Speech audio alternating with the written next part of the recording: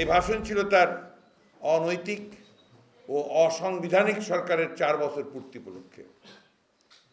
তার ভাষণে জাতি হতাশ হয়েছে।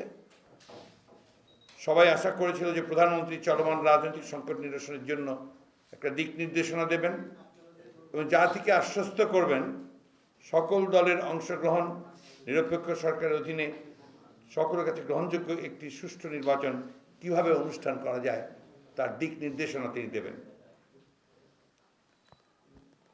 প্রকৃত রাজনৈতিক সংকট অনুধাবন করে তার বক্তব্য দেবেন, কিন্তু তা করেননি।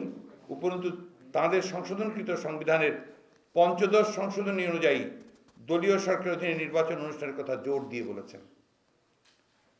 দীর্ঘকাল যাবৎ সকল বিরোধী দল এবং সুশীল সমাজ সকল দলের অংশগ্রহণের জন্য আলাপ আলোচনার মাধ্যমে একটি গ্রহণযোগ্য নির্বাচন অনুষ্ঠানের পদ্ধতি নির্ধারণের দাবি জানাচ্ছে। বর্তমান সাংবিধানিক বিধানে নির্বাচন পদ্ধতি সকলের কাছে গ্রহণযোগ্য নয়। ২০১৪ সালে নির্বাচন সেটা প্রতিষ্ঠিত হয়েছে। ১৫৪ জন সংসদ সদস্য বিনা প্রতিদ্বন্দ্বিতায় নির্বাচিত, মোট ভোটের মাত্র ৫% ভোট প্রদান এই নির্বাচন ব্যবস্থাকে জনগণের প্রত্যাখ্যান হিসেবেই চিহ্নিত হয়েছে।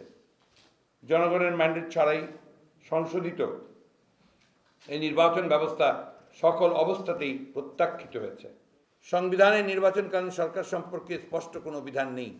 বিদ্যমান সংবিধান অনুযায়ী যদি সংসদ বহাল রেখে দলীয় সরকারের অধীনে নির্বাচন অনুষ্ঠিত হয় তাহলে সেই নির্বাচন অবাধ ও সুষ্ঠু হতে পারে না, কারণ সংসদ বহাল থাকা অবস্থায় নির্বাচনকালীন সরকার হবে বিদ্যমান সরকারের অনুরূপ।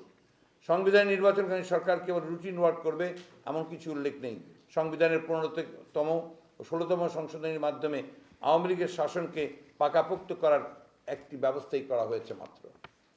সংবিধান ও গণতন্ত্র সবসময় সমার্থক বা সমান্তরাল হয় না। তাই যদি হতো তাহলে হিটলার ও মুসলিনের শাসনকে গণতান্ত্রিক বলা যেত, কারণ তাদের শাসনও সংবিধান অনুযায়ী ছিল। তো প্রধানমন্ত্রী যদি আন্তরিকভাবে নির্বাচনকারী সরকার সম্পর্কে নতুন কিছু ভেবে থাকেন তার উচিত হবে এ নিয়ে সকল স্টেক হোল্ডারদের সঙ্গে উদ্যোগ নেওয়া। আমাদের দল মনে করে একটি আন্তরিক ও হৃদ্যতাপূর্ণ সংলাপের মাধ্যমে ২০১৮ সাল নির্বাচন সম্পর্কে অর্থবহ সমাধানে আসা সম্ভব।